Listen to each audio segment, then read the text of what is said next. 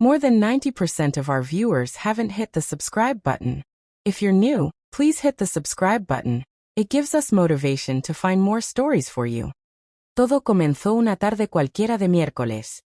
No hubo señales, ni alarmas, ni esas corazonadas que las películas insisten en mostrar. Yo estaba demasiado ocupada siendo la mujer que creía que debía ser. Ama de casa, compañera, apoyo constante. Me llamo Carolina, y esta es mi historia. Una historia de traición, de dolor y de justicia. Mi esposo, Marco, y yo llevábamos 12 años casados. No diré que éramos perfectos, porque nadie lo es. Tuvimos nuestras peleas, nuestros desacuerdos y nuestros momentos de silencio incómodo. Pero también teníamos una rutina sólida, una casa construida juntos, y, según yo, un amor que lo aguantaba todo. Me and Gain. Él también.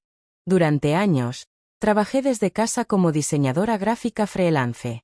Mientras él iba a su oficina, yo me encargaba de los proyectos, de la casa, de la comida, de pagar cuentas y de tener todo listo para cuando él volviera. Muchas veces ni siquiera comía en la tarde para poder adelantar trabajo o terminar las tareas del hogar. Nunca me quejé.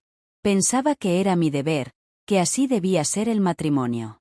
Amor, entrega, sacrificio. Un día, mientras limpiaba la biblioteca, encontré una tarjeta dentro de uno de sus libros. Era una postal antigua de París. Detrás tenía una nota escrita con letra femenina. No decía mucho. Gracias por hacerme sentir tan viva.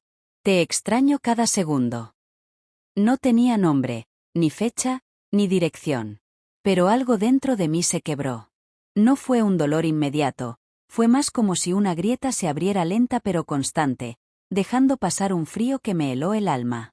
Guardé la tarjeta sin decir nada. Durante días, lo observé.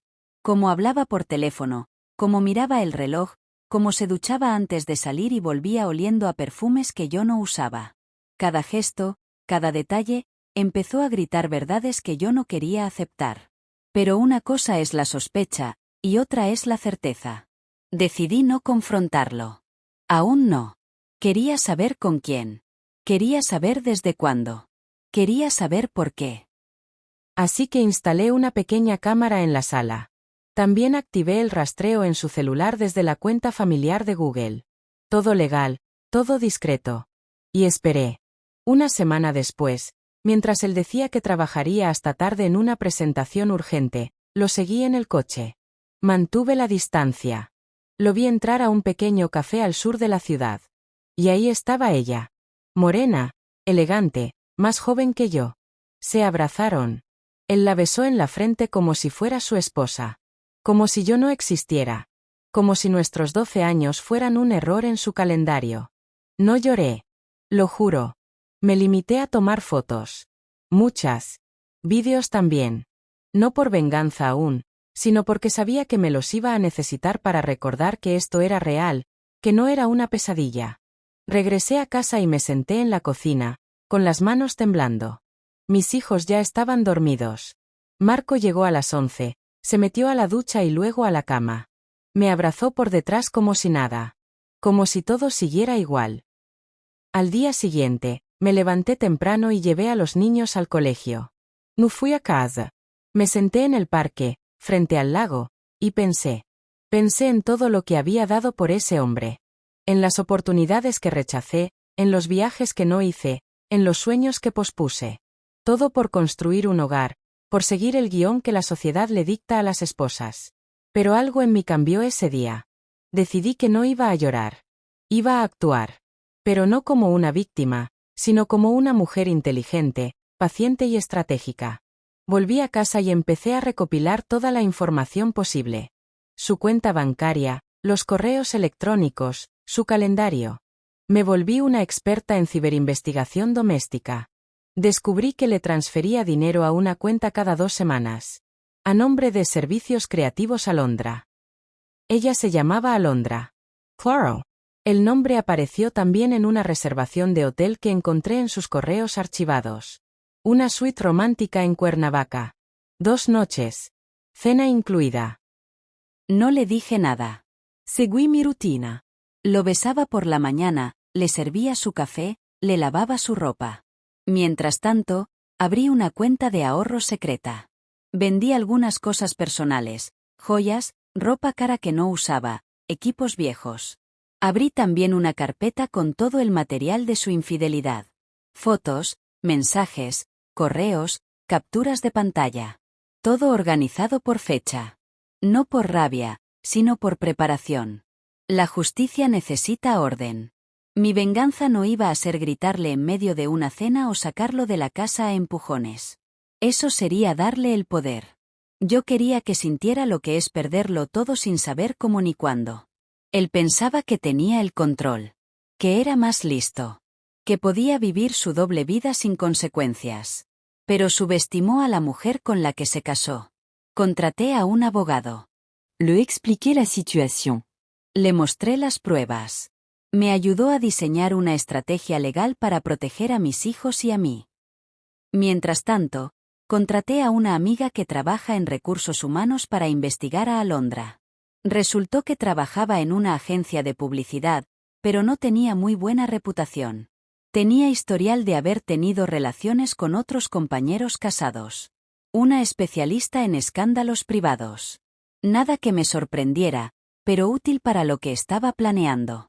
Un viernes por la noche, mientras él se duchaba, tomé su celular desbloqueado y le escribí a Alondra desde su WhatsApp. Le pedí que viniera a la casa a las 11 de la noche, que los niños estarían dormidos, que quería verla. Ella aceptó, ingenua. Apagué las cámaras de seguridad. Me senté en el sofá. Esperé. Cuando ella tocó la puerta, la abrí yo. Su cara fue una pintura. Primero confundida, luego pálida. No le dije ni una palabra. Solo le entregué un sobre con las fotos y pruebas. Le sonreí con calma. Le dije, hoy es la última vez que pisas esta casa. La próxima vez, lo hará mi abogado. Y cerré la puerta. Marco bajó corriendo al escuchar voces. Me preguntó qué pasaba. Le mostré el mismo sobre. No gritó. No pidió perdón. Solo se sentó en el sillón y se cubrió el rostro. Le dije que no íbamos a discutir. Que él podía quedarse esa noche, pero que el lunes tendría que salir. Ya había contactado al banco, a la escuela de los niños, y a los abogados. Todo estaba en marcha. Él me miró como si no me reconociera. Y no era la misma mujer. Yo ya no era su esposa fiel, la que esperaba despierta. Yo era la mujer que lo iba a ver caer, lentamente. El silencio en casa después de aquella noche era casi insoportable. No por tristeza, ni por miedo. Era un silencio tenso, como el aire justo antes de que comience una tormenta. Marco seguía durmiendo en la habitación de los niños, intentando mantener la apariencia de buen padre. Pero yo sabía que era solo cuestión de tiempo antes de que todo comenzara a desmoronarse de verdad. Había activado una cuenta regresiva, y él no tenía idea. El lunes por la mañana, como le advertí, lo vi salir con una maleta pequeña. No dijo adiós. Tampoco lo esperaba. Sabía que se iba a un hotel, o quizás con ella. Me daba igual.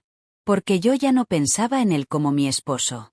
Lo veía como un proyecto inconcluso, como un castillo falso que había que derribar con paciencia. Y lo estaba haciendo. Mi abogado presentó la demanda de divorcio esa misma semana. Como teníamos bienes en común y 2 hijos, el proceso iba a ser largo, pero tenía las pruebas suficientes para inclinar la balanza a mi favor. Había archivado cada transferencia a Alondra, cada noche de hotel, cada mentira. Y la jueza encargada del caso, una mujer mayor con mirada severa, entendió de inmediato el tipo de hombre que era Marco. Mientras él pensaba que yo solo me quedaría con la casa y los niños, yo estaba haciendo algo más grande. Ya no me interesaba solo lo legal. Quería que se sintiera expuesto, débil, como él me hizo sentir durante tanto tiempo. Y para eso, tenía que atacar algo que él valoraba más que a su familia, su reputación. Marco trabajaba como gerente en una empresa de arquitectura reconocida. En su círculo, ser hombre de familia era parte esencial de su imagen profesional. No era un tipo brillante, pero era manipulador, sabía moverse entre la gente con una sonrisa falsa y una historia bien contada. Por eso me aseguré de que la verdad lo alcanzara donde más le dolía. Una noche, mandé un paquete anónimo a su jefe directo. Fotos impresas. Extractos de correos. Una breve nota. Quizás quiera saber en qué gasta su tiempo su gerente cuando dice que trabaja hasta tarde. No firmé nada. No dejé rastros. Y aunque no esperaba una reacción inmediata, a los 3 días, Marco me llamó furioso. Me gritó que lo habían suspendido. Que lo estaban investigando por usar recursos de la empresa para viajes personales. Que alguien había metido la mano en sus asuntos. Le colgué sin decir una palabra. Días después, supe por un contacto en recursos humanos que Marco había sido despedido discretamente. La empresa quería evitar escándalos, así que lo hicieron pasar como una renuncia voluntaria. Pero él no tenía ahorro suficiente, y con la demanda en curso, las cosas no le iban a salir baratas. Mientras tanto, yo seguía con mi vida. Renové mi portafolio de diseño. Comencé a aceptar más trabajos freelance. Aumenté mis ingresos y, con ellos, mi confianza. Mis hijos, aunque confundidos, estaban más tranquilos. La casa se sentía más ligera, sin gritos ni mentiras flotando en el aire. Un día, mi hijo mayor me preguntó si su papá volvería a vivir con nosotros. Le respondí con firmeza, no, hijo. Pero eso no significa que dejemos de ser una familia. Seremos diferentes, pero seguiremos siendo fuertes. Me abrazó sin decir nada. Y entendí que esa era la única validación que necesitaba. Pero no todo estaba resuelto. Faltaba Alondra. Ella había desaparecido desde aquella noche en que le cerré la puerta en la cara. Yo sabía que su silencio era temporal. Y no me equivoqué. Un mes después, encontré un perfil falso en Instagram que claramente era de ella. Fotos sutiles con Marco, frases indirectas, burlas escondidas entre emojis. Decidí no reaccionar. En vez de eso, creé un perfil anónimo y comencé a seguirla. Observe. Espere. En una de sus historias, publicó que estaba buscando inversores para una nueva agencia creativa con visión femenina y disruptiva. Me reí sola. Porque sabía que ese sería el escenario final. Usando una identidad distinta, contacté con ella como supuesta inversora interesada. Le pedí una presentación. Coordinamos una videollamada. En la reunión, usé una cámara sin imagen y modulé mi voz. Le hice preguntas sobre su visión, su plan de negocios, sus alianzas. Ella, como siempre, hablaba como si ya tuviera el mundo en sus manos. Le pedí su currículum, algunos antecedentes de trabajo. Lo hizo sin dudar. Ahí estaba. Tenía todo lo que necesitaba. Su experiencia falsa, su historial inestable, su ambición ciega. En una carpeta secreta que guardaba con precisión, reuní toda esa información y la envié, esta vez sí con mi nombre, a la agencia donde ella había trabajado antes. Les informé que Alondra usaba su nombre como referencia sin permiso. También compartí las pruebas de su conducta poco ética. Alondra fue citada por su exagencia para aclarar la situación. No pude presenciarlo, pero me contaron que salió llorando del edificio. La investigación le cerró varias puertas. Y aunque sé que ella volvería a intentarlo, ya no con el mismo brillo. La había desnudado profesionalmente. Y todo sin tocarla, sin insultarla, sin exponerme. Marco intentó contactar conmigo una última vez. Me envió un correo. No pedía perdón. Pedía una tregua. Que pensara en los niños. Que no lo destruyera por completo. Le respondí con una sola frase. Todo lo que estás viviendo es consecuencia de tus elecciones. Yo solo estoy contando la verdad. La audiencia final del divorcio llegó 2 meses después. El juez falló a mi favor. La custodia completa de mis hijos. Una pensión mensual razonable. Y, lo más importante, la casa quedó a mi nombre. Marco la abandonó en silencio. No hubo lágrimas, ni escena dramática. Solo un portazo. Cerré ese capítulo sin mirar atrás. Pero algo dentro de mí sabía que aún no era el final. Creerás que cuando todo terminó, sentí alivio. Que cerré la puerta, respiré profundo y volví a mi vida como si nada. Pero no. No fue inmediato. Porque después del escándalo, después del juicio, Después de la caída de Marco y el silencio de Alondra, vino algo mucho más profundo, la reconstrucción. No se trata solo de deshacerte del que te hizo daño. Se trata de aprender a vivir sin la necesidad de que el otro se derrumbe. Al principio, no lo entendía. Seguía pendiente, esperando el siguiente tropiezo de Marco, la próxima humillación pública, la próxima señal de que todo lo que hice había servido para algo más que justicia personal. Pero eso era seguir atada a él. Y no me fui tan lejos solo para seguir encadenada a su miseria. Una noche, sola en la terraza, miré al cielo y comprendí que el verdadero acto de venganza era vivir mi vida en paz. Sin rencor. Sin necesidad de probar nada. Solo ser feliz. Ser libre. Sin embargo, la vida tiene su propio ritmo. Y a veces, cuando ya no lo estás buscando, las piezas encajan solas. Un día, mientras dejaba a mis hijos en la escuela, me crucé con una mujer que reconocí de inmediato. Era la hermana menor de Alondra. Nos habíamos visto en una fiesta hace años, cuando Marco aún intentaba ocultar su doble vida. Ella se me acercó con cautela. Me dijo que necesitaba hablar conmigo. Dudé, claro. ¿Qué podía querer? Pero acepté. Nos sentamos en una cafetería cercana. Y lo que me contó no fue algo que hubiera imaginado. Según ella, Alondra no solo había perdido su trabajo y sus contactos. También se había endeudado intentando montar su agencia. Marco la había convencido de invertir parte de sus ahorros personales en un negocio que nunca despegó. Vivían en un pequeño apartamento alquilado, y desde hacía semanas, él no trabajaba. Ella, resentida, le reprochaba que todo había comenzado a ir mal desde que yo aparecí en su vida. Irónico, ¿no? Ellos destruyeron mi hogar, y aún así me culpan por el derrumbe del suyo. La hermana me preguntó si quería hacer algo con esa información. Publicarlo. Exponerlos. Vengarme de nuevo. La miré a los ojos y le dije que no. Que si ellos se destruían entre sí, no necesitaban de mi ayuda. Que yo ya había hecho mi parte. A veces, el castigo más grande para quienes dañan es ver cómo aquellos a quienes lastimaron siguen adelante sin ellos. Triunfan. Son felices. Mientras ellos se consumen en su propia oscuridad. Después de eso, me alejé de todo. Cambié mi número. Vendí la casa y me mudé a otra ciudad con mis hijos. Quería empezar desde cero, sin recuerdos, sin sombras. Allí, abrí un pequeño estudio de diseño, y por primera vez en muchos años, trabajaba en lo que amaba sin pedir permiso ni perdón. Volví a pintar, algo que había abandonado por estar demasiado ocupada siendo esposa ejemplar.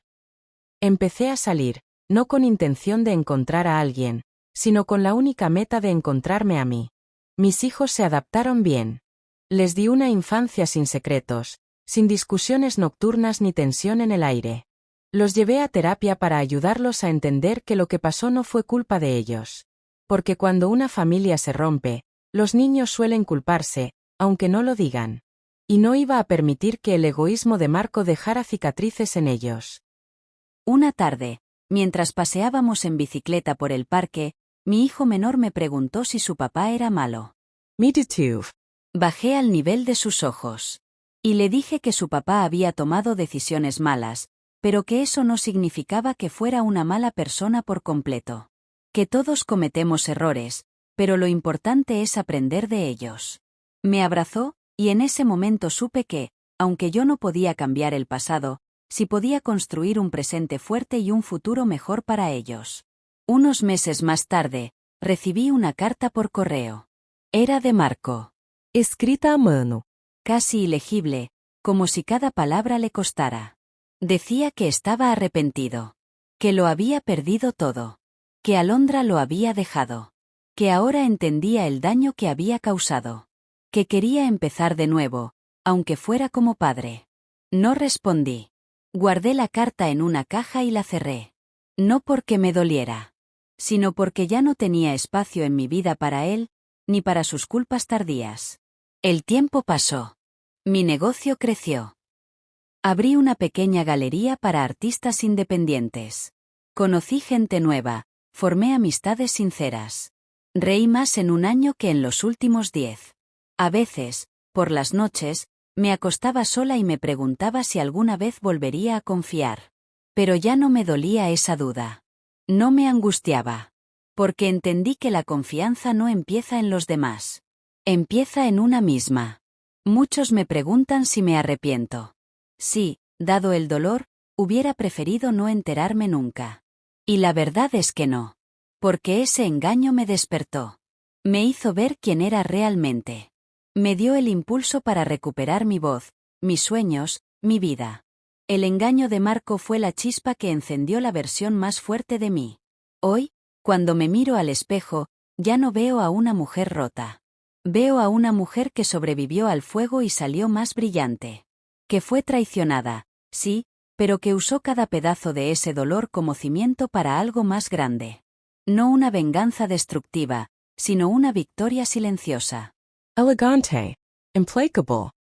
Y si alguna vez Marco me ve, quizá no lo diga, pero sabrá, sin duda alguna, que perdió mucho más que una esposa. Perdió a la única persona que estaba dispuesta a luchar por él incluso cuando él ya había dejado de hacerlo. Y esa fue su verdadera condena.